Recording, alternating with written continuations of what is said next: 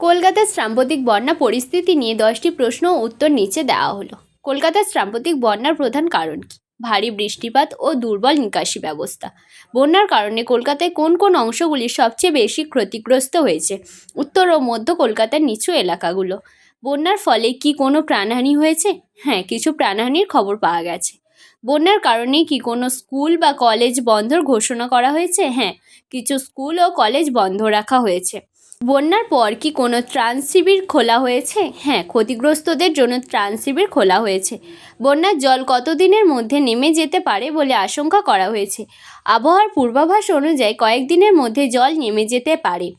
এই বন্যার কারণে কি কোনো রোগের প্রাদুর্ভাবের আশঙ্কা রয়েছে? হ্যাঁ, জলবাহিত রোগের প্রাদুর্ভাবের আশঙ্কা রয়েছে। কলকাতা পৌরসভার তরফে জল নিষ্কাশনের জন্য কি কি ব্যবস্থা নেওয়া হয়েছে?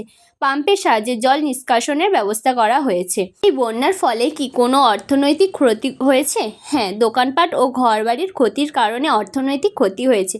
ভবিষ্যতে এই ধরনের বন্যা এড়াতে কী করা উচিত? নিকাশি ব্যবস্থার উন্নতি ও জলাভূমির সংরক্ষণ করা প্রয়োজন।